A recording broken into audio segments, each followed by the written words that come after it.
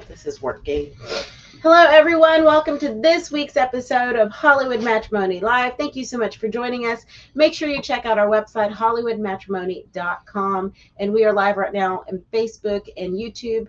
You can also find us on the Instagram. It doesn't matter. Everywhere. X, Just go look up Hollywood Matrimony and you'll find us everywhere. We're there. All right. We have movies to talk about, my friends. Here. And hi, sweet little baby dog. Why does it suddenly kick on sound when it wasn't on a second ago? Hell, man, sorry. It wasn't on a second ago. You saw it. I was sitting there petting a dog, and it just suddenly came on. Well, so don't start blaming me for your loud mouth. I don't know. It was your loud mouth that came through. I think your loud mouth overrode turn off speaker. It did. You didn't hear me suddenly go, hey, suddenly like, hey, we're Hispanic lady. Oh, wow. Okay, let's talk about movies. All right. Let's get our screens up and running. We're running now. Are you okay to start with this one, or do you want to start with something different? Whatever you want to talk about. Okay. I want to be very careful because we don't want to get shut down and censored again by posting these words. We're going to call it, the movie title is AMFAD. It's called All My Friends Are Dead. That too, hashtag AMFAD. Yeah, so I posted my review video. I did an interview with Marcus Dunstan, who's the director. Most people would know him. He got his start alongside Patrick Melton as the writers of the Feast trilogy, which was a spinoff from the reality show Project Greenlight. Oh, yeah. Where it had Shia LaBeouf in one season or whatever, and it was Matt Damon. Matt and Ben Affleck, and I forgot the producer's name. But they basically picked writers, and they picked the directors, and Feast came out of one season, but John Gulager directed, Marcus Dunstan and Patrick Melton wrote it. I got to meet them years ago, or Marcus years ago, at Texas Frightmare. I've got a Feast DVD that's got his autograph on it. That's also where he debuted the trailer for his movie The Collector that we all loved. Mm-hmm. They wrote they went from Feast to Saw and wrote Saw like 4, 5, 6, and 7, I think it is. They were in there for a while. And then he did The Collector, The Collection, and then he's done a few other things here and there, but this is his latest film. He's now directing this one again. There you go. Sorry, that was like your backstory for Marcus Dunstan. Anyway, correct. I posted the interview and I posted the review, and Facebook took it down because it was against their standards, but I think it popped back up. Because we posted, All My Friends Are Dead, and they didn't like that, not realizing you were talking about a movie, you weren't talking about killing some people. Well, there's a poster and everything, so you would think they'd look at it, but it didn't get taken off the Hollywood Matrimony site. It got taken off my personal site. Oh, okay. But it showed back up, so I think they realized somebody's stupid. So the full name is hashtag AMFAD, All My Friends Are Dead. So you see that there in the poster. So basically, the point of this movie is a group of college friends are going out to a big music festival. They rent out an Airbnb.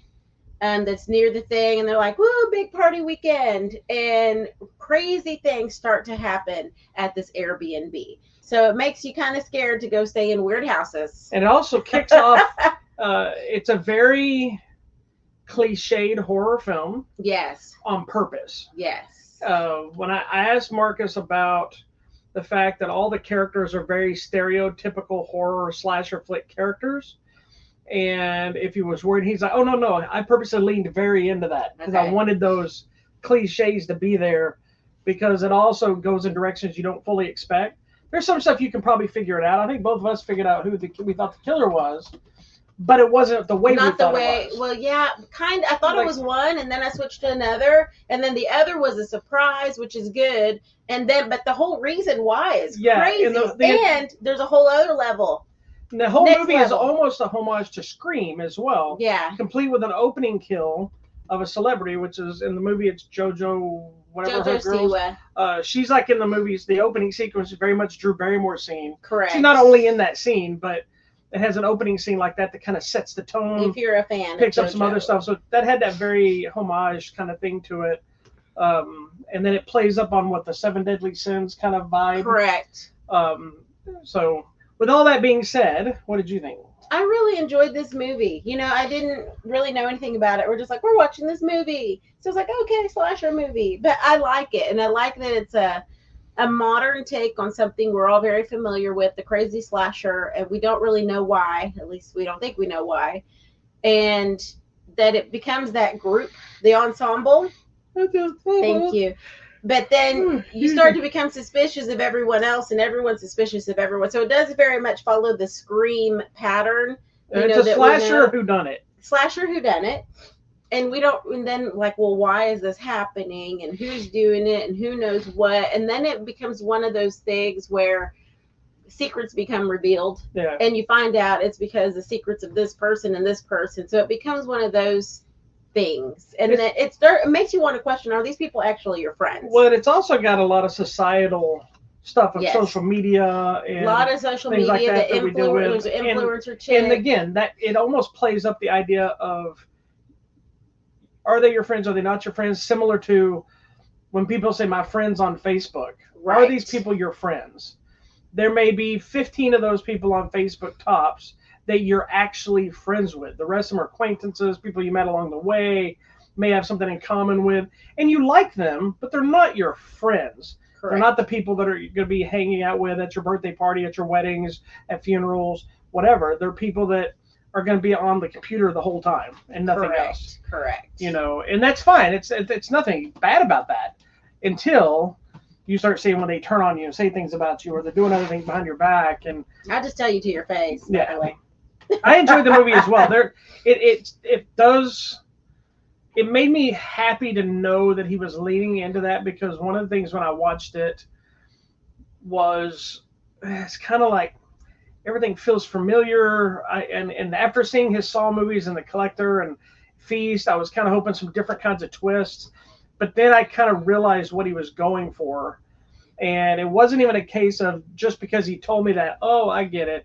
Is I asked him straight out, because when I finished it, I'm like, you know, you were dealing with all these people. Was this on purpose? Because it felt like you really were making them so cliche sometimes that, like I said earlier, it's like, yes, very much so. I wanted to push into that boundary and then see what can we do with something that's so familiar. It's been done a billion times, and how can I change that? Different. Yeah, and it is. It's very different once we get to it, and you get further into the story, into the ending, and the twist, and the twist, and the twist. It's different, which I really like. It's got some great kills. Yes. Some clever kills. And I like the use of technology, like you said. Like, there's streaming, there's online kills, and the people, you know, like Vote Now, and the guy with the mask, and it looks like that guy, that DJ guy with the light up mask could be the killer. And I mean, there's so many different things happening that's very modern. So it's a modern take on an old theme. And it's actually very nice. I really like it. It's a fun flick. It's a lower budget, smaller flick, but it works. It's got, I hate saying Saw level kills, but it does have stuff that kind of leans into that level of kind of killing without. It's gory, but it's not over gory. Correct. It's not like Abigail level blood splaying everywhere, which is so gory it's hilarious. Yeah. This one is still lighthearted, kind of funny, but also kind of not really scary. Just kind of like, I don't even know if it really had any jumps. Maybe a few. Maybe one or two. It was mostly about just going all in. But it's like the kind of thing. And then there are, like I said, there's a twist of not only who's behind it all, why are they behind it all, and then in the mid credits there's a whole nother thing. It's like, oh crap, there's something still more going on. So if it does well enough, we could get more. Yeah, it's really smart. I really liked that ending. And the thing I was hoping that was going to be breaking news, and I think it was breaking news when I did the interview, but by the time I posted the interview, I saw somebody else mention it too, because I think they asked a similar question. Oh, shoot. It's not about this movie, but for those that don't know, there was the announcement of doing a third Collector film. It was filming, from my understanding. Nice. During COVID, it got shut down. Yeah. Excuse me. And I heard one thing about a lot of the sets got robbed and stuff stolen, the financing people pulled financing and all these issues, and it was kind of dead in the water. While I was interviewing him, I just flat out asked him, I said, me and my wife love these films. Is there any chance it's ever going to happen, or is this just dead and gone? And he actually, literally his words, quote, and you can watch it on our interview. I posted a link at our website at HollywoodMatrimony.com. And there's a link on our website, and there's also a link on our YouTube channel. Just watching this, you have to look at my stupid face. I put a link here in the comments. But he said, he goes, it's funny you should ask, because not 24 hours ago, no, this has been a couple weeks now, they just freed up all the litigation and whatever drama that was getting stuck in everywhere, and they're diving back into the third chapter of The Collector. We don't know now because it's been so long. He said he hasn't really decided. Is that guy still in the box? Yeah, he doesn't. We haven't. He said he hasn't decided really if they're going to continue that story, start fresh, revisit it in a different way, remake it in a different way. Now they'll probably have a little more of a budget. No, but I liked the way. But yeah, so I told him my 2 cents. We just want to see it pick up where it left off, and let's keep going. But either way, I'll just be happy to see more because those movies are fantastic. Exactly. Oh, I need to plug in my computer. So sorry. That should have been plugged in before we started. I know it should have, but it isn't. But anyway, while she's doing things that should have been done before the show started, and you're having to watch her fall all over the place like a crazy, unprofessional person. All My Friends Are Dead is in theaters now. I don't know if it's on digital yet, or let me look real fast. Hold on, I'm sorry. Yeah, it's on demand, digital, and select theaters. So it's one of those that if you can, go see it at the theater. Support. Again, it's a smaller film, but if it does well enough, they can greenlight another one. I would love to see another one. Yeah. Can you pull that in a little bit more? You didn't pull it all the way in this time. Okay, cool. Is that plugged in? Can you see? The light's on. Oh, okay, great. So anyway. It doesn't show down here. Okay, well, it doesn't need to. That's okay. Well, I just want to make sure like it's not dying. Anyway. Okay, check it out. It's good. Moving on. All right, are you okay to go here? Yeah, I don't give a crap. Awesome. Just go wherever you want. Nice. Look. This is one of those few times we've seen everything together. I'm Batman. This is a movie I have been looking forward to for a long time. From the moment he said he was going to do it, I watched all the press from it. Most of the time I was watching the press because this movie was coming out around the same time The Flash was coming out. The talk of making Beetlejuice was coming out. And so I watched the press. One, I wanted to know about this movie, but also we were going to get any little teases of all these other things. But his movie Knox Goes Away, which is actually directed by Michael Keaton as well. This is not the first time he's ever directed a movie, but it's probably been a little while. If you don't know who Michael Keaton is, no. The movie also has Al Pacino, James Marsden, and was it Marcia Gay Harden? Yeah.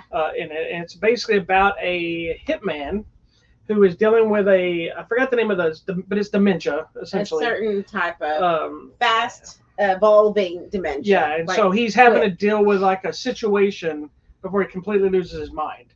It reminded me kind of Memento, but in reverse. Yes. Whereas he didn't know what he had, and he's able to just he's slowly falling his way out of it, Correct. So anyway, what did you think, ma'am? Man, this movie had me. It got me like, what is happening? Why is he doing this? To the point, and then you're like, I found it interesting because initially it's very seems by the numbers. Mm-hmm. It's sad and it's interesting because you're dealing with the person literally losing their mind while going through this stuff, but it also felt like, wow, there's no mystery to this movie. No. It's just very straightforward and a lot of bad decision making, and it's like they're not going to give us anything fresh out of this, and all of a sudden it punches you in the side of the head, and you're like, oh. And then again later, like, oh. And you know what was interesting too? You mentioned it was very just like his ex-wife knew what he did. Like it was no secret that he was a hitman to her. And he's like, no, I'm getting out. I'm catching out. He has a strained relationship with his son, but it's nobody was surprised. And at some point, well, they didn't like it. Well, the police didn't seem surprised. Well, no, I think the police were trying to prove it was that he did. But they knew. They knew they knew what he did. They had no proof of him doing anything. But they knew he did it. And he wasn't. Nobody was trying to hide anything. And I was like, what kind of craziness is this? It got me. It's one of those though. Like I said, it's before the twist happens. It's still compelling. It's still interesting.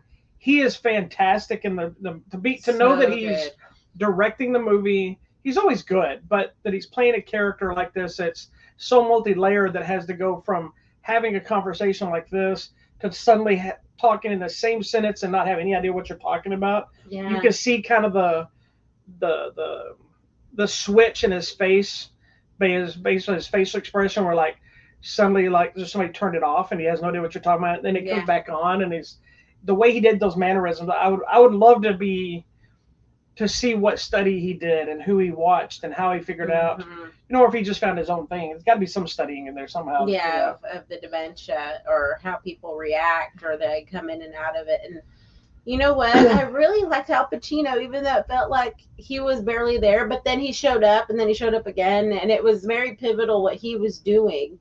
And at some point you're like, do I trust him or do I not? But he really did. And then he's there for him, but then in the end, he's like, man. Yeah, but will he be there for him when he doesn't remember who he is now? Correct. It was one of those things that Al Pacino, like when he first shows up, you do feel like it's gonna be just a quick cameo, and then he's a main character of the movie. But it looks like it was purposely designed for him not to have to really do much. Yeah, like where he gets to sit at a desk. I love that every scene there's like maybe one scene he's up walking. Yeah, walking around. But almost every scene he's either sitting in a chair, sitting in a car, sitting in a bathtub, sitting on a couch. Standing next to somebody else. I think that's one time he's standing next to that guy on the computer. I mean, but again, it works. It doesn't look like that's what's happening. And how old is this man too? I mean, Al Pacino? Yeah, he's got to be in the 80s by now. I mean, thank you for doing this because he was actually good though too. That's what I was going to say. He was fantastic. And his part is important, and who he is to him. I tell you, who I thought was really good too. I mean, my kid was fantastic, but James Marsden I thought was really good because he had to be like a broken man the whole movie. He looked rough at that one point. Yeah, because of the circumstances of what happened, he's got to be a broken man through the whole movie. So every time we see him, he's upset and freaked out and scared and angry and like he's just a ball of emotions. And for that to work, it's got to be rough exhausting. At that one point, when he showed up and it's just like crazed, at the beginning, and then as you go through it, he looks more beaten down and upset. And then it all changed. I mean, it's a really good movie. We can't tell you anything. Yeah, we don't want to spoil it, but I will say my favorite scene of the entire movie, and you may be leaning with me as well. Or what is your favorite scene in the movie? Before I tell you mine, let's see if we're in the same place. And it was a frustrating scene. I think I don't know. I'm torn between the one with that lady. In the kitchen? The lady in the kitchen? That's my scene. Because that is such a frustrating sequence. Because, not in a bad way, but I can't tell you what it is, but it's just like, and we were both yelling at it, like, all you had to do. Yeah, well, see, but the thing is, he repeats that, all you had to do. Because he had told her before, but she at that point thought he didn't know who she was. Yeah. But he did. So she was going to take advantage of it. Yes, and I'm just like, his line, and as we're yelling that, made me even laugh too, is because we were like, all you had to do is. And he literally reversed it. Was nothing. And I was like, yeah, stupid.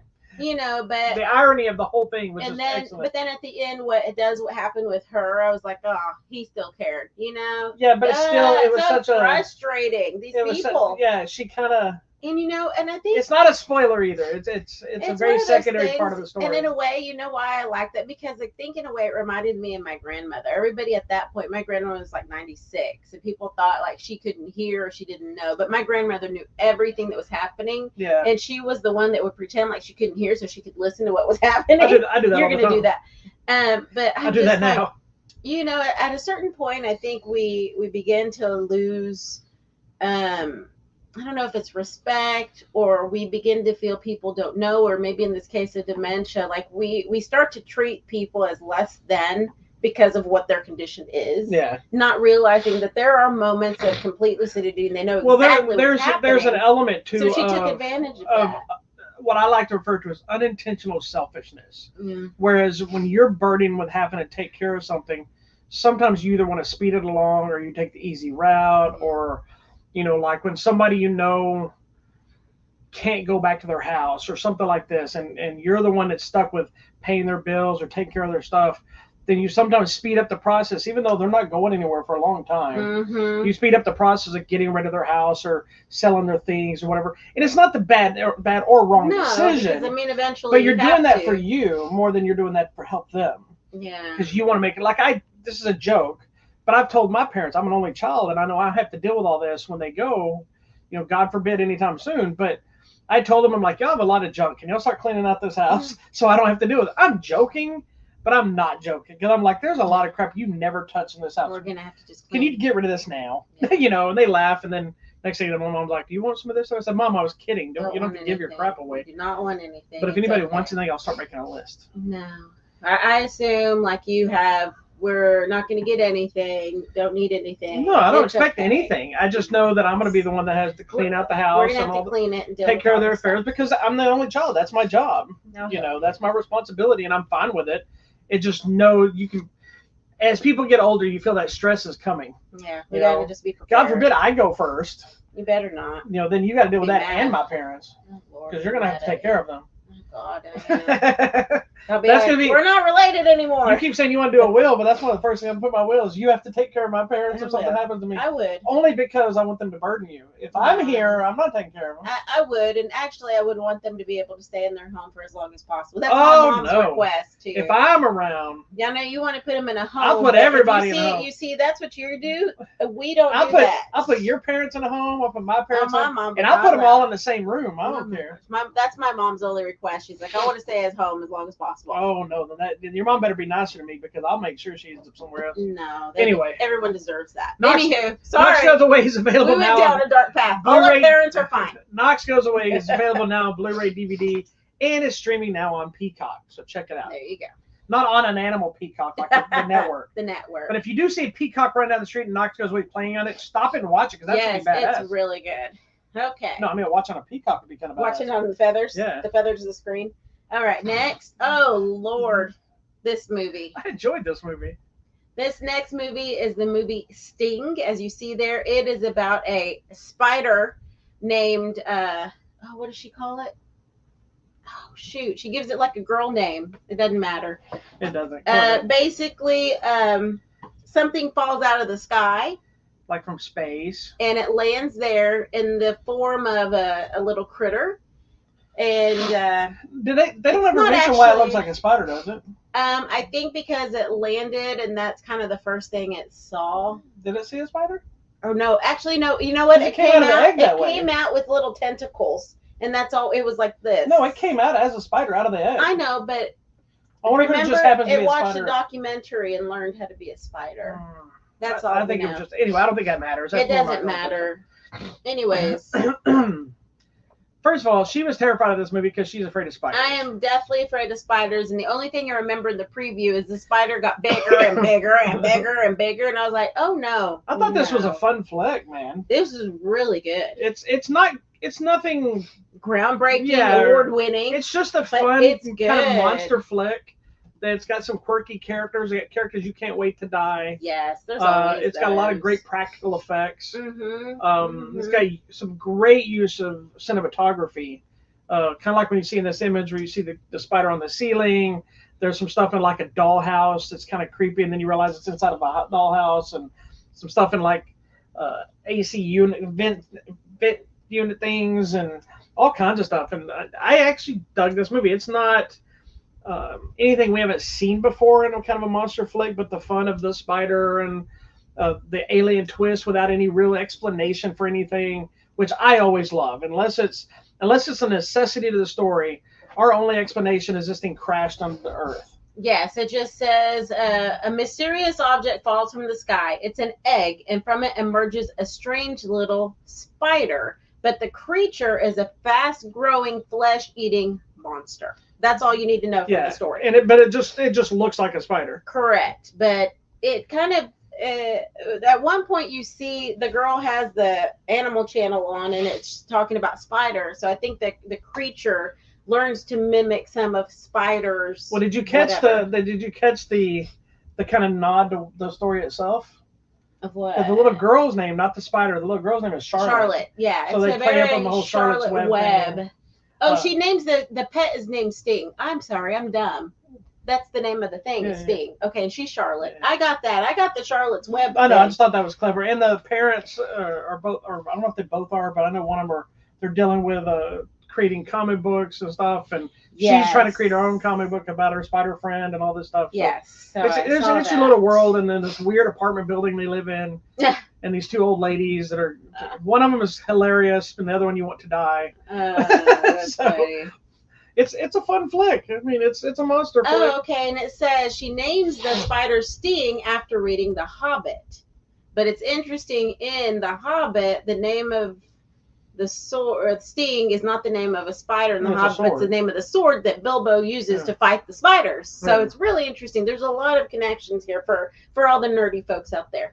I did enjoy that, this one I felt like, you know how sometimes you have a movie about something and then you have all of these extra secondary stories that make no sense? Time, yeah. This one, it all came together. Even the story of her stepdad and her mom and the baby and her grandmother and the mean Russian step aunt or who? No, would she be great? I don't great know. Aunt. She's the one who wanted to die faster. I know. So they basically, her mother and her stepdad, they have an apartment, and the building is owned by the grandmother's sister. So it'd be her great.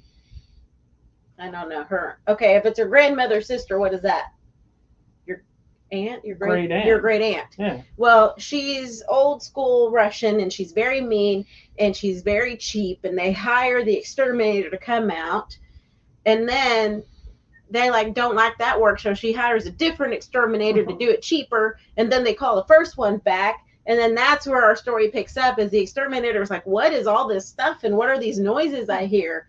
And craziness ensues. I like those because there's one older lady has some dementia. Grandma does. What's it? Is it not dementia? It's Alzheimer's. Alzheimer's. So she tells us there's knocking on the wall, and then the guy shuts the door in the guy's face. And he comes back, and she's like, "What do you mean?" He goes, "The knocking on the wall." She goes, "What knocking on the wall?" And then she hears it's like. And it's funny. He's like, read your notes. Yeah, because she goes over to the phone, and it's like, this is your address, this is your name, this is your phone number, and I was like, oh. So both of these, the last movie, this was like people with memory loss issues. Just one was a hitman going out, the other one was fighting a giant spider. I mean, I had a fun time with this. Like I said, fun. It's nothing. It was scary and creepy to me because I'm so scared of all critters. I didn't think there was a lot of scare moments, but it also I'm not there afraid was. of. I also don't gauge the terror, scary parts of movies on my feelings because I'm kind of jaded. I don't get scared of a lot of this stuff. I just watch it. So I usually have to watch the people around me to get the feeling of, okay. So when I see her react to spiders, or if I'm in a theater and I see people jumping. Babe, this spider's like giganto. Yeah, I know. And then immediately after, I'm out there with the dogs, and there's a spider crawling on the wall. So I'm like, the spiders are coming to get me. She immediately was like, I think it was the next day. Oh my gosh. She texts me. I'm trying to teach guys. She goes, Sting is outside. And I'm like, the singer? It was like this. And then she sends me a picture of the spider. I'm thinking that he's about to do a concert in our backyard. No, but you know what was creepy about that spider is it was gray like the color of the brick. And that's what I'm telling you. One time in elementary school, I got in trouble because there was a spider on my friend Hillary, and it was like the same color as her skin. And you hit her. No, and I was like, there's a spider. And she got all upset and told the teacher, and I got in trouble. But I'm telling you, spiders come in all colors, and obviously from outer space, in all shapes and sizes. And so do people. And they're flesh-eating monsters. Not from so outer space. Be careful if you are a girl people named Charlotte. People don't come from outer space. Those would be aliens. Not to be confused with her people aliens, but regular aliens. Wow. This movie was crazy. It was a fun flick. It was if you like these kind of monster flicks, creature features, practical effect stuff, wackiness. Yeah, and I appreciated just that a fun time with a kind of a creepy movie.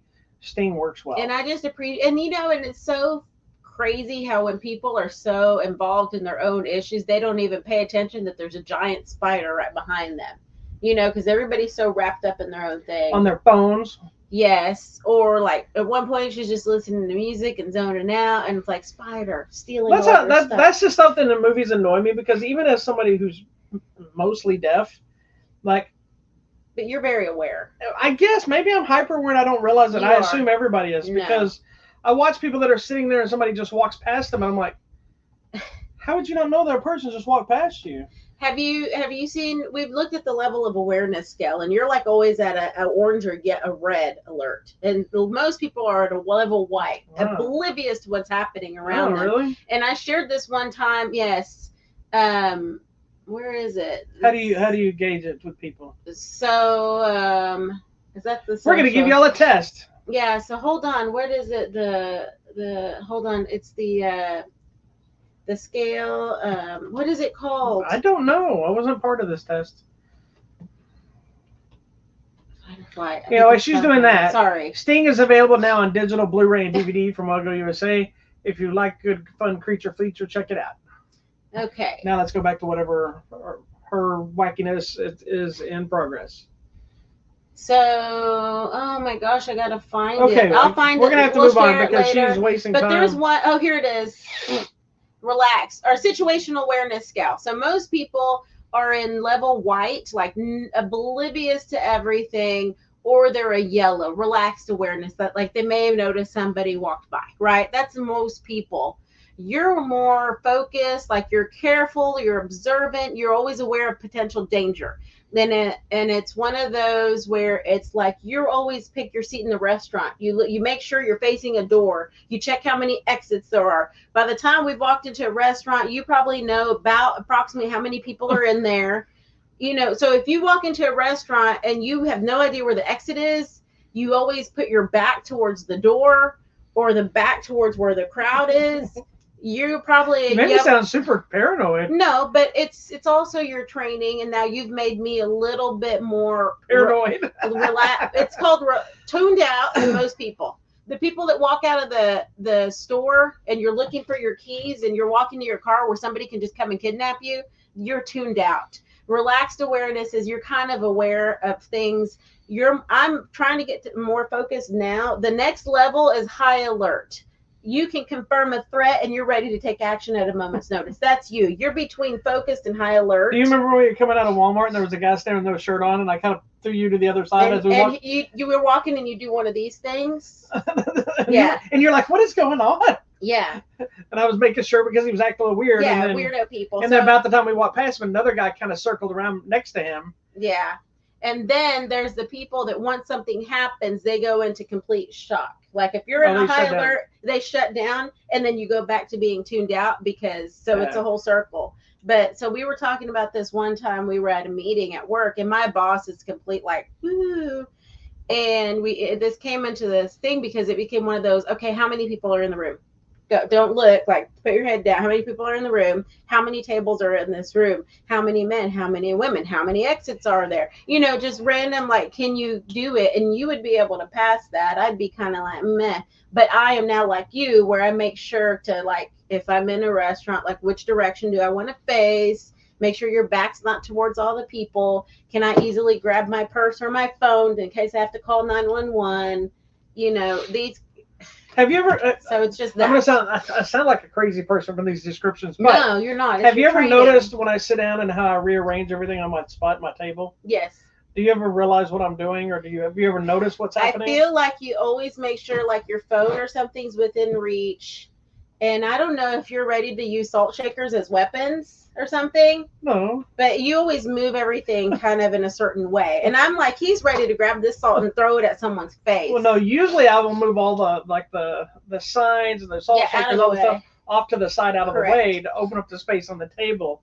And then when I open silverware, I tend to lay everything on this side where my dominant hand is. Mm. So all my even though technically you put silverware on the left. A spoon is always over here. I don't eat like etiquette. I eat like I'm going to kill the server. Correct. So it's like my knife and fork end up on this side of it. And then every so often I'll shove it over this way to make sure, because like if we're sharing one of those tables. Yeah, because I do normal proper silverware goes on your left. Yeah, so like if we're in one of those places, like one of the restaurants we eat at a lot has like this booth seating that's half booth, half chairs, and there's tables about this, just enough space for you to sit between or walk between to sit down.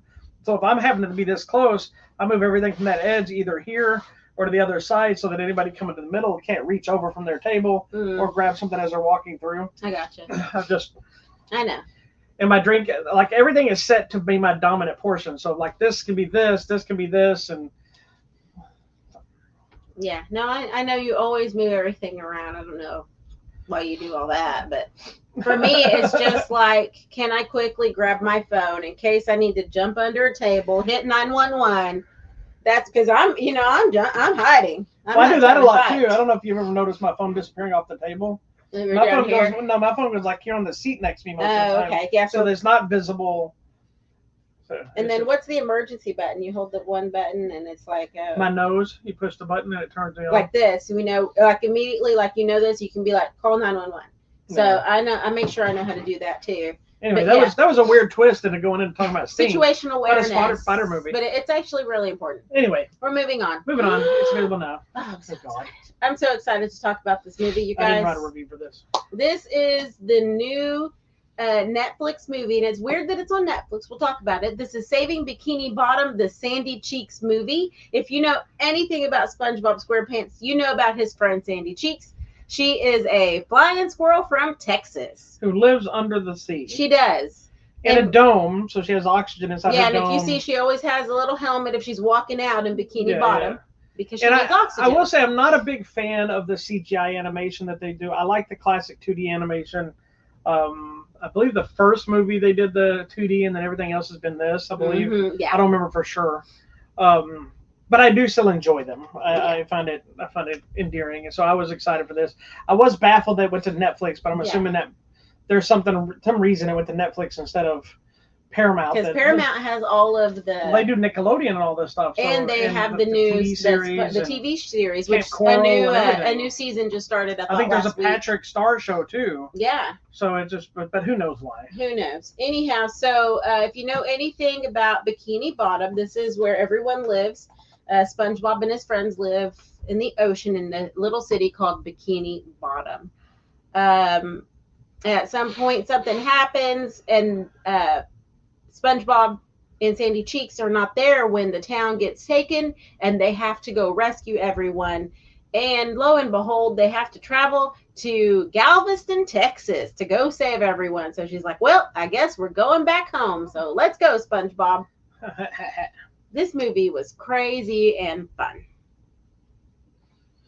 I'm sorry, I'm trying to look at something. I'm trying to figure out why it was on Netflix, just to see. Okay, so we do get to meet Sandy's family. It's a group of squirrels in the circus because they're flying squirrel. I guess I didn't pay attention that she was a flying squirrel, but she does. She goes like, and her flaps are like flapping. We find out a little bit more about her reason why she's in Bikini Bottom. She was there studying. We find out she's a marine biologist. Like, I think we knew she was a scientist, but we never really paid attention. Honestly, I didn't even know she was a scientist. I just thought she was smart. Well, she was always doing experiments. Well, I don't ever remember her doing experiments. I would just always remember if there was in a situation, she was a smart hillbilly. So I thought the joke was she was kind of the country bumpkin, but she was really smart. Some of us are smart in Texas. I know we are, but I just thought that she was. I didn't pay that close attention to my daughter, who's a massive SpongeBob fan. We immediately called her. We paused the movie. We're like, first 5 minutes in the movie, you find out she's a marine biologist, and I said, "Did you know this squirrel was a marine biologist?" She goes, "I did not." And we're like, that makes so much sense. Yeah, it makes everything make more sense. Anyhow, the only information I found is apparently there was a plan during a pitch for the original the movie SpongeBob on the SpongeBob movie Sponge on the Run that came out in 2020, which I think is the second movie. They decided they were going to produce spin-off films for streaming. Oh. And then the Sandy one was done, and then apparently it was supposed to go to Paramount Plus, but then it was announced it was going to Netflix. So I don't know why it did that. Well, doesn't matter. I will say that in January, the entire movie had gotten leaked onto X. Did it? Yeah. So that's too bad. Anyways, I thought it was cute. I agree. You have to remember the animation, because if you watch the cartoon and then suddenly you're in the movie and everybody's all popped out in this animation style, you have to get used to it for a second. I'm fine with it. It's fine. It doesn't hurt the characters to me. It just took me a minute. I'm like, wait, this doesn't look like the cartoon. I will say this works better for the live action elements of the show. I agree. This one, like some of the other SpongeBob movies, they have live action, and they've kind of done that in the show some too. Yeah, because they put in like real cars or real scenes because they go into the real world. Yeah, they're in the real world. They exist. They're just small little creatures. It's a fun flick. I didn't care for the villain in this. I thought it was very cheesy, and it's and it's very computer fake. Like that whole part looked really fake. And that's the problem is when you're playing with these characters of these kind of cartoon characters, you can do them CGI like this, and even though it looks different, it's still that world they live in. When you do that to a human body, but you're using the same animation, it makes it very Spy Kids-esque, Shark Boy, Lava Girl level of like the early Spy Kids great, but the later ones are but it gets that thing. But you also got to remember who this movie is for. I know, which is it's kids. For me. And for kids, that same kind of CGI still works. Yeah, it works, and it's a lot of fun, and it's. Yeah, I mean, it is geared to a younger audience. I have to check and see what our child thought about it. If she liked it. And we say our child who just turned 29, but she loves SpongeBob. I mean, she's been a fan since she was little. So this was, I think, for her, too. Anyhow, I really enjoyed it. I like that we have a strong female protagonist who's a squirrel from Texas. I mean, it's the most random things. But, and I like I like their friendship because SpongeBob is kind of dumb. SpongeBob's just very happy. He is. Patrick is dumb. I know, but he's naive. In this case, you get to meet Sandy's family. And we get to meet her family, who are a bunch of circus squirrels. I dozed off a couple times just because it was a day. Yeah, it was but a day. Did she do any karate? She did do karate, fighting some rattlesnakes. Okay, I think I missed some of that part. She did karate. She did some circus stuff. Did I miss that they wear their sparring gear at all? No. I love when SpongeBob puts on his sparring gear. That big gigantic headgear. Helmet. Oh my god, it's a big square headgear. They did put a helmet on him, but it was like a cannon. They shot him out of a cannon. Oh, yeah. So they put a thing, so he's a square body with a little head stuck in a thing. Yeah. What she did do this time is they didn't put on karate. This time she wore her the yellow outfit from Kill Bill is what she wore. And she was like, wow. She was going to do some fighting. So apparently they're really cute. They're going to do some other spin-offs. I'm assuming there's going to be a Patrick something or other. Or I hope we have a Squidward movie because he's so angry. Grumpy. Yeah. What I kind of liked about this is it's the thing I'm usually worried about is when you leave all the classic characters behind and they're not in the film that much. Mm-hmm. Sometimes you're like, but what about Squidward? What about Mr. Krabs? What about all these characters? Yeah. They're in the movie and they're kind of placed randomly in like what's going on back home kind of things because of other things. And so it was a good balance. But it was fun just seeing SpongeBob hang out with somebody that wasn't Patrick for a little while. Correct. Like, that's how it was in the cartoon if it had an episode worth, but 90% of the time it was him and Patrick. Correct. And I love Patrick, but Patrick wears me Patrick's out. Patrick's alive. He is. Sometimes he wears me out. And I'm still trying to figure out how he lives under that rock. He's like, okay. The rock just slams down. But, I mean, it's really fun. And it's interesting what the villain's trying to do makes sense. I just didn't like her and the look and that whole thing. I love that side story. Just maybe her, but not in that. Yeah. But anyways, it's not for us. It's for the kids. It's a really fun movie. Mm. It's actually about friendship and family and trying to save your friends and your hometown and just being proud of where you come from. And I'm a huge SpongeBob fan. SpongeBob is one of probably the few modern cartoons that I truly do love. That and Dexter's Laboratory and things like this. And I say laboratory, I know it's laboratory, but he says laboratory. My laboratory. But I also, because as we mentioned, my daughter is almost 30. Yeah, she just turned 29. Don't get it twisted that I called my daughter, who was a small child. She is 29 years old. But she grew up loving SpongeBob. Oh my gosh, we had all the Legos. When we took her to Universal and she got to go to SpongeBob Land, I thought she was going to cry. She did cry. And she was graduating high school already. So this was none of this stuff happened when she was a child. Now I got excited to meet Squidward. Remember when he was Squidward? We're like, we took the picture like that. He was so grumpy. But I also, as a cartoonist, that was one of my go-to cartoons that I would throw on in the background and have it playing because I found it, one, I could just laugh and enjoy it, but it also kind of was inspiring me as I'm drawing and the cartoons. And now SpongeBob is one of my go-to warm-up characters when I sketch out. I draw SpongeBob. I probably draw SpongeBob 4 or 5 times a week randomly. Just to kind of warm up. I did it on Thursday at the senior center when they were doing art. I said, let me draw him. Immediately I started drawing SpongeBob without even thinking about it. It's easy, yeah. It used to be Roger Rabbit, and then it shifted into SpongeBob. Oh. So those are my go-tos to get to. Anyway, the Saving Bikini Bottom Sandy Cheeks movie is available on Netflix. I am going to go rewatch it so that I can kind of watch all the stuff you were dozing just a little bit. It was a long day. Yeah, we've had a lot of crap going on. So, but I want to see the whole thing and experience it or whatever. Or maybe I'll wait till my daughter comes over and we'll watch it together. Yeah. Okay. So we used to watch it together all the time. All right. Anyway, moving on. Next, we got one more to talk about today. This is the new movie from M. Night Shyamalan called Trap. M. Night Shyamalan Ding Dong. Yep. So we've been just seeing so much of the Shyamalan family lately. Yeah, and sadly, the movie Watchers that one of his daughters directed. And then this one, but sadly, both movies kind of flopped. This one did too? Yeah. Sadly. That's too bad. I liked this movie. I liked this movie too. I was hoping for something bigger, but as a movie itself, I still enjoyed it very much. The story is, I'm just going to tell you because it's the trailer tells you this, and it feels like the trailer is one of those that kind of spoils it too much, but it really doesn't because that's kind of the story. You know, it's not trying to trick you into something. So the premise is this dad, played by Josh Hartnett, which we don't get a lot of Josh Hartnett anymore. I know. So I'm glad to see more of him showing up.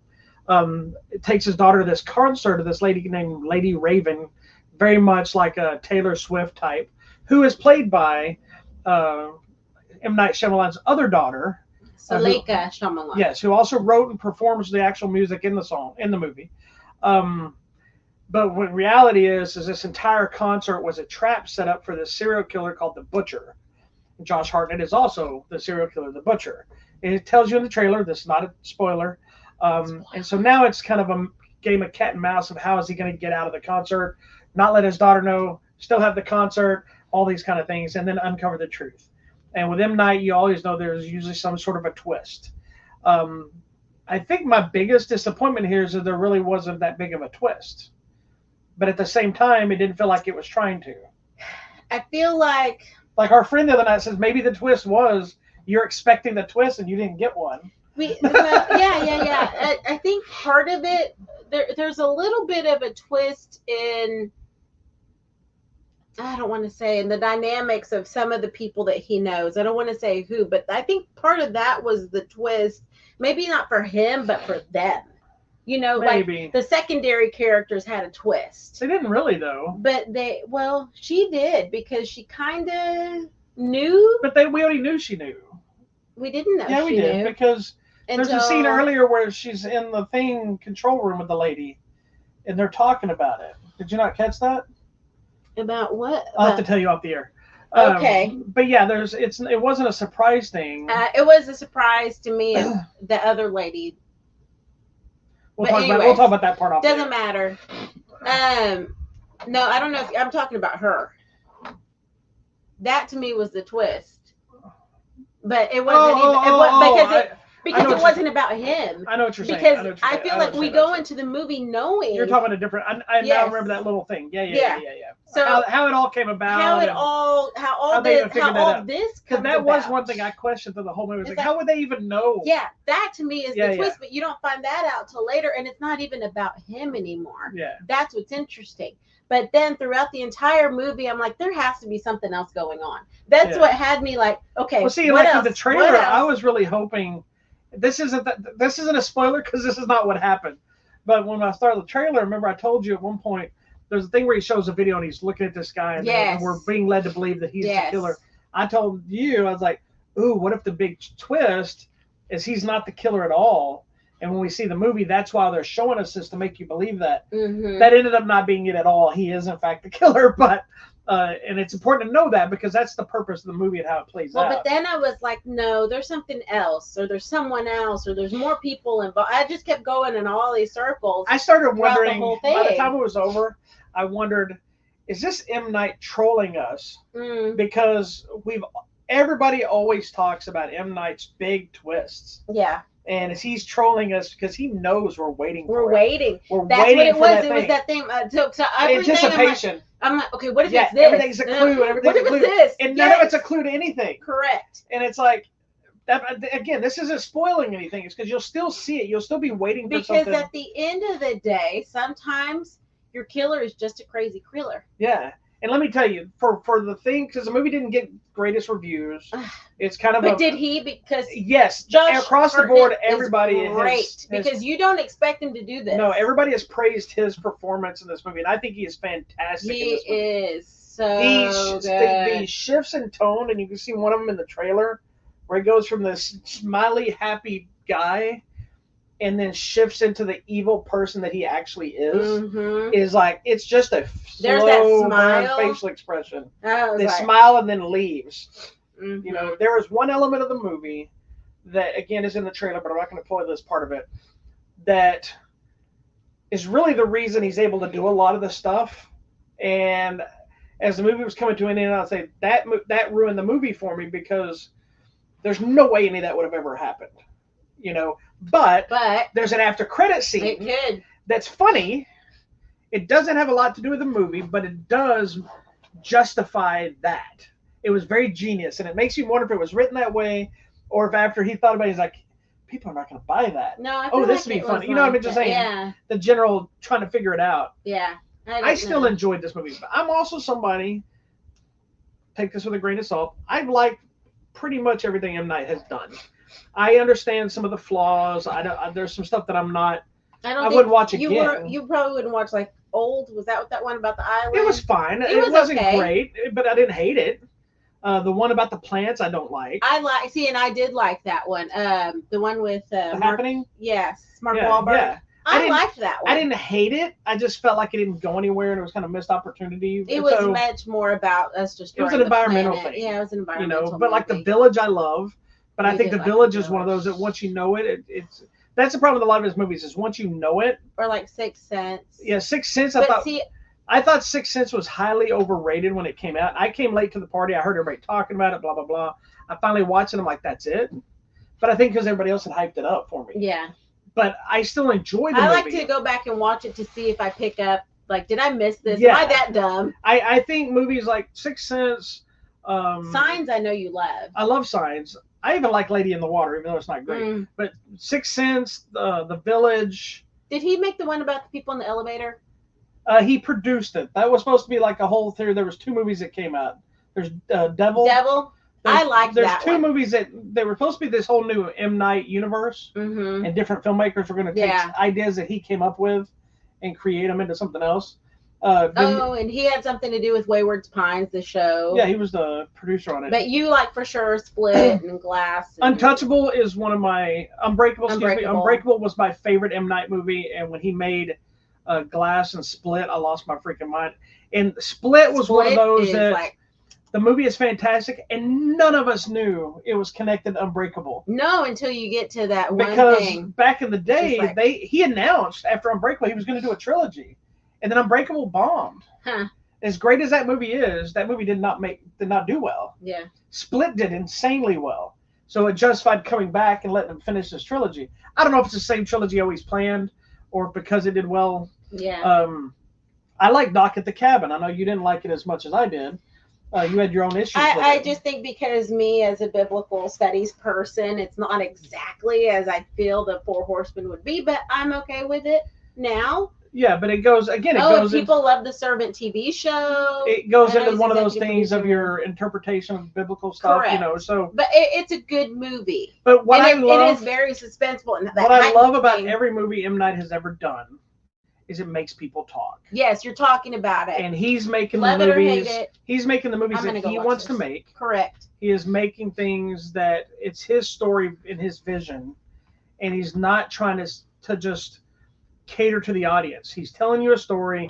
You can tell the man loves filmmaking. Yes. He has ideas. Not all the ideas always work for everybody, but nobody's all other ideas work for everybody. Mm-hmm. And I had a guy years ago that told me when I was doing my own comics and stuff, it said, entertain yourself, don't entertain the audience. If the audience likes it, great. But if you don't like it, you'll never do it again. So I always give him massive credit. I will watch anything he ever does, but I'll also tell you if I don't like it, like The Happening. But it's one of those things. Trap is not one of the ones I dislike. And the thing I like about Trap, unlike a lot of those other movies, is Trap is one I could keep watching. Sixth Sense, The Village, they're kind of movies that once you know the twist, they're not as entertaining to me. Like, I've never watched The Sixth Sense again.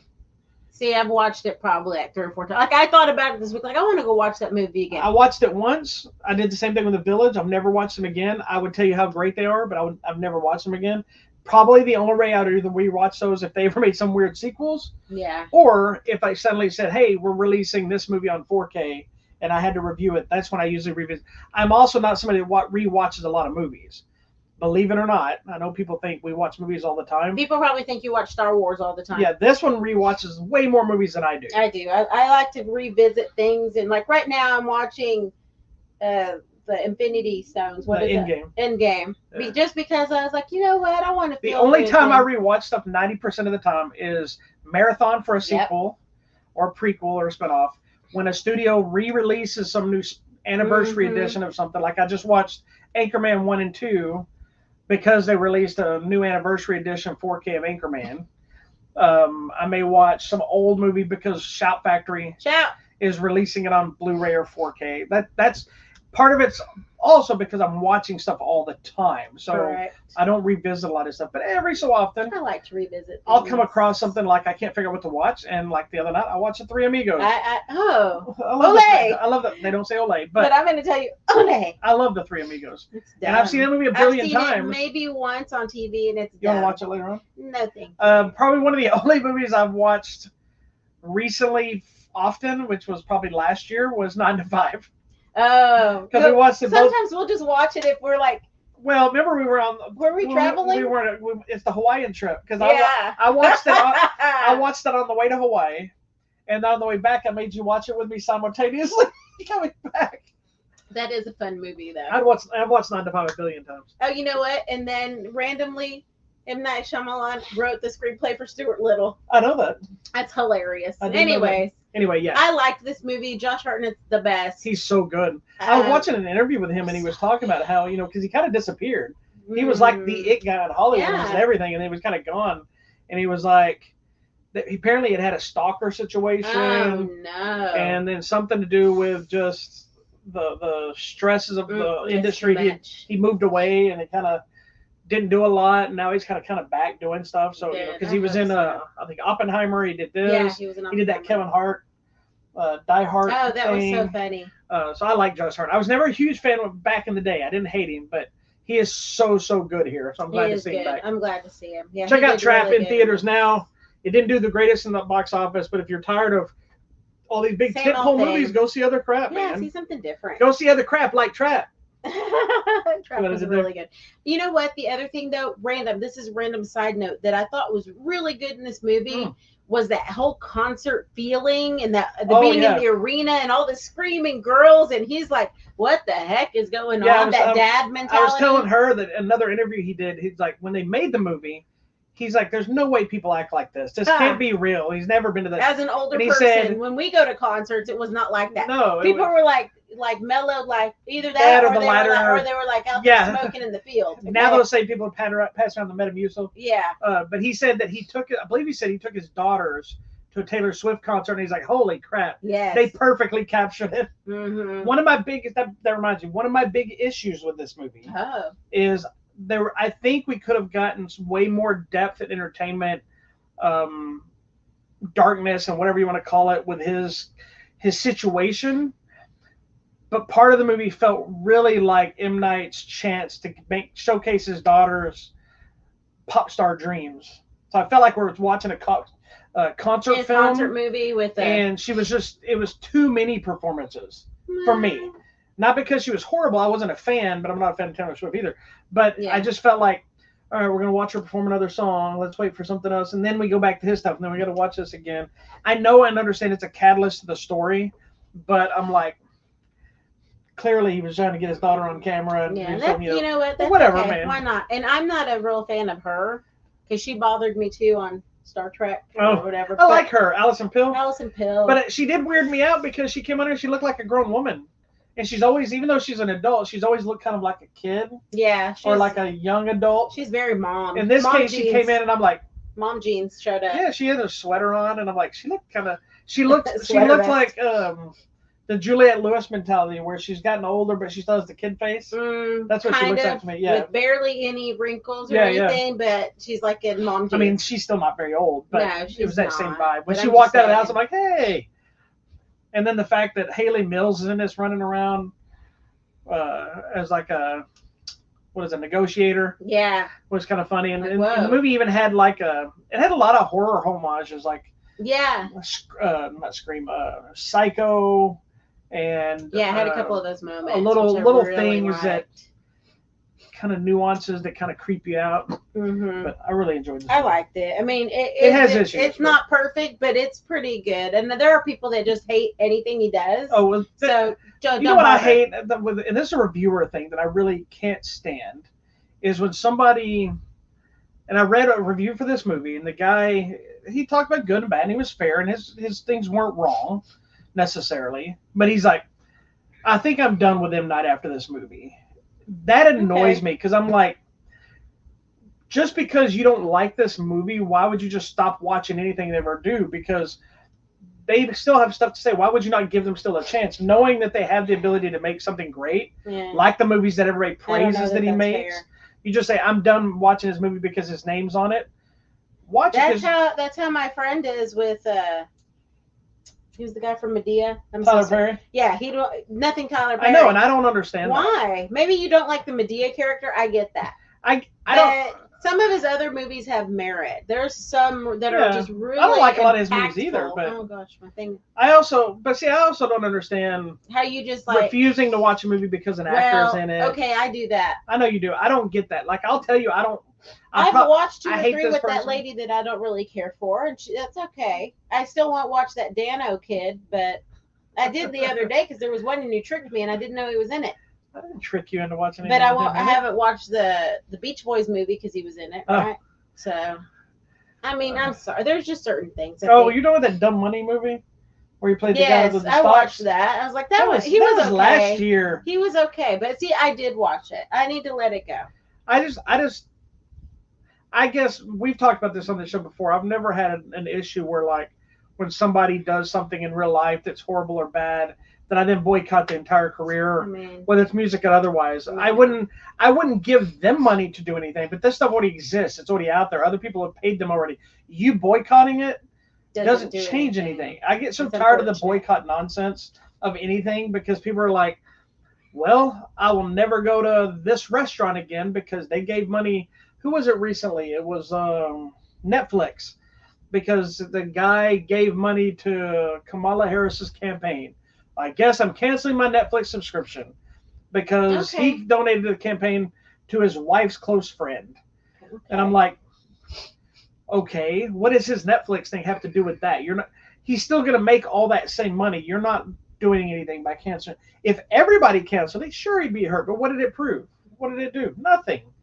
And most people are just all talk anyway. They're not actually doing anything to help anybody. Yeah. Anyway, I don't judge you if somebody says, hey, I'm never going to watch a Mel Gibson movie again because I don't like what he stands for. That's your business. That's fine. But don't judge other people if they want to watch it. Correct. Why would you do that? You must support this or that. Speaking of Mel Gibson, that was a segue for something else I have to say. That was our last movie, right? Yes.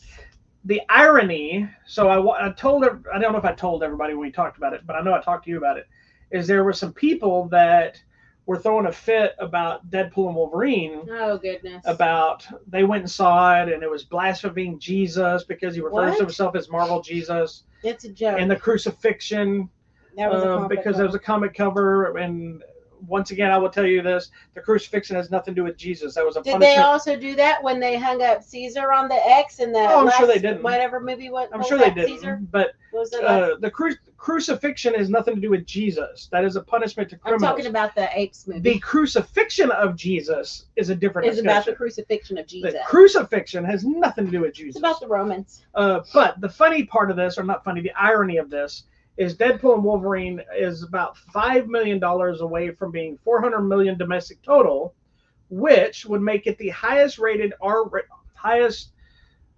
grossing R-rated movie of all time, beating out Passion of the Christ. Wow. He might be Marvel Jesus. So yikes, sorry Jesus. And this was after only 11 days of release. It's already at like I would go see it again. Yeah, I would too. It says it's also kind of set the sky the limit mentality for Marvel, because the biggest concern was Marvel putting out an R-rated movie because it's their first R-rated movie. And it just said that they were very concerned with, will an R-rated movie still perform like the other Marvel movies? And obviously this is also now Marvel's highest grossing movie of them all too, or will no doubt be one of their biggest movies ever. And they've now announced that the Blade movie will now be rated R because now they know they can pull it off. Been. I know, but that was the concern. When they announced Deadpool was going to be part of the MCU, people freaked out because like, well, so much for the first 2 Deadpool movies. They're going to water it down to PG-13, and so they didn't. It also says the total international is over 800 million already, and they said probably within a matter of days it'll probably pass the $1 billion mark, which is a big thing for a rated R film. Wow. Usually that's like family films, and sadly Trap only made about 15 million. And the sad part of it says, I shouldn't read this out loud, but it annoys me, but I want to just point out this idiot. Because I hate when people connect something that has nothing to do with this. but because it's connected by family, it says this one made only $15 million and seemed due to perform similarly to another movie made by Shyamalan earlier this summer, The Watchers. Just to say, hey, you both failed. No, I'm like, I'm still really interested in watching that movie, so I don't think it failed. And surprisingly, well, no, it failed at the box office. Well, but what you call failure to some people is still a big deal to them. So who cares? Well, sometimes it's like, hey, do you have a movie out at all? Like, did you do a movie? Anyway, sorry, we're around. Yeah. So anyway, moving on. Trapp's in theaters now. Go watch it if you want to watch something new and fun. Okay, there you go. Next. Or don't watch it and mind your business. Exactly. Coming out this week. There's not a big week. It's a lot of older stuff released more than anything. Bill and Ted Face the Music, Bill and Ted's Bogus Journey. They're getting 4K releases. Dragonheart's getting a limited edition 4K release. The first one, not all the other weird ones that were made afterwards. Collateral, which I love this movie, with Tom Cruise and Jamie Foxx, is getting a 4K release. Hackers is getting a 4K release. Movie we'll be talking about next week called Babes is coming to Blu-ray and DVD and whatnot. And I think that's about it. All right. Coming out on the line or at the theater on Tuesday, Despicable Me 4 is coming online. If you didn't get to see that in theaters. Oh, honey, we already saw that. Baby. So you'll get to see that. Also coming out on the line on Video Demand on Digital is a movie called The Forgotten Battle. This is interesting. It's set in World War II. It's a German soldier, a British pilot, and a Dutch resistant fighter's paths all come together during World War II. Very interesting. Here's one I think you'll like, baby, on Video Demand and Digital. Jim Henson's The Storyteller, the complete collection. Show. It is. It's the one with the guy and the little dog, and they're telling all these stories, right? It's that guy with the dog. Oh, I thought you were on Wishbone for a second. No. The dog, the fluffy. Yeah, it was a series. It was on a long time ago. So now the complete collection is going to be available on the line if you wanted to watch it. I think it'll be fun. Also on Video Demand and Digital, a movie called Cedric and Alyssa. So Cedric discovers that someone he's loyal to has married the woman he loves, Lady Alyssa. Oh no. So what will they do? We'll find out if you watch it. Also on Video Demand and Digital, a movie called American Highway. This is a documentary. A 32-year-old man takes off on the journey with a childhood friend, and it's about their stories, struggles, and dreams of the everyday American. Also on Video Demand and Digital, a movie called Valley Heart follows the story of Jane, who's out there trying to protect her brother from the clutches of the Russian mob. Coming out on Thursday, the new movie coming to Amazon. Sorry, not Amazon. Shake it. Prime Video. Let me say it correctly because they don't like when you say it wrong. One Fast Move. A dishonorably discharged soldier seeks out his estranged father, and they decide they are gonna race super sport motorcycles. Interesting. Oh, they just asked someone to. Yeah, so that's coming out. It says Edward James Olmos. Edward James Olmos in that movie. That's what it says. Is he still long hair, Edward James Olmos? I believe he is from the Battlestar days. Well, I'll let you click on the poster. Yeah, let me open it over here in another tab. I don't want to mess it up. Yes, he is. Yeah. Right there at the bottom corner. Anywho, okay. Then also coming out to Prime Video, a movie called The Shakedown. Shakedown. Breakdown. Okay. When his mistress threatens to expose his secret affair, a respectable medical aid broker seeks help from the criminal underworld, his brother, to save his reputation. That's just silly. Okay, coming out on Friday in theaters, the movie It Ends With Us. Have I seen anything about It Ends With Us? That's the Blake Lively movie. Oh, it's Lily meets a guy named Riley, but then then there's Atlas, who appears and changes the relationship, and craziness ensues. Also coming out to theater, a movie called Borderlands. This is set on the planet of Pandora, which has been abandoned by the mega corporation. This is the one that has everybody, like Jamie Lee Curtis and Cate Blanchett and Jack Black, and all those people are fighting on the planet. This one looks interesting because this is not something I expect Jamie Lee Curtis to be doing. It's a video game. Yeah, so interesting. And I'm very excited for it because Eli Roth directed it. Oh, okay. I don't know if it's going to be good. I don't play the game, but I love Eli Roth. So who knows? Okay. Also coming out in theaters, the movie Cuckoo, which looks interesting. That movie's going to either be a chaotic mess or a nightmare of awesomeness. So it's the one where the family moves or goes to this little town And they're like, we need you here. And she's like, what kind of answer is that? And she's working at the convenience store, and then she's riding home, and it looks like the lady's chasing her. And they're like, you said the movie looks like the movie looks like it could be truly terrifying and awesome. Is she cuckoo or are they cuckoo? I don't know. Or it could be just a big mess. You never know. So we're gonna have to go watch it. So it looks really interesting. Let's see. Why is this not scrolling? Oh, sometimes this thing doesn't scroll. Coming to Apple TV Plus, The Instigators. It's these thieves. What does it say? Ben Affleck. Oh, this is the one with Ben Affleck. No, it's Casey Affleck. Oh, sorry. Ben Affleck. It says Ben Affleck. No, I think it's a typo. Okay, so and Casey Affleck. So I think Ben Affleck might have to be a directing. Anyway, he didn't direct this either. Who knows? I know Casey Affleck's in it and Matt Damon, right? Yeah, Matt Damon. It's Matt and Casey this time. Yeah, I don't know why. Okay, so it's two thieves on the run, but then they decide they need help from their therapist after the robbery goes awry. So, yeah, because I thought it was Matt and Casey. Yeah, Ben Affleck has nothing to do with this movie. Unless he has a cameo. Not Matt and Ben, it's Matt and Casey. I wonder if he's a producer. Anywho, but they all hang out and grew up together, so go watch it because we like any Affleck. Ben Affleck's a producer. Okay, there you go. So it's Matt and Casey. Coming out to video demand and digital, we will be talking about this. It's the movie Duchess. It's this lady who falls in love with a diamond smuggler, and then craziness ensues, and then she goes on a rampage. And we will talk about this. We will talk about. I'm not going to say anything else. Sorry, I got excited. We'll talk about it later. Coming to Netflix, a documentary called Inside the Mind of a Dog. Oh, it's a delightful journey into the dogs, and they do some scientific and emotional testing on dogs, and it's interesting insights on our lovable best friends. I think that's kind of it for this week. So there are some good things coming out. Let me see. Oh, there's one more video demand and digital on Friday. This Must Be the Place. It's siblings dealing with parents and their constant fighting. And I think that's really it. So I'm excited to go see the Cuckoo movie. Hopefully it's good. Do you care about watching Borderlands, or am I going on my own on that one?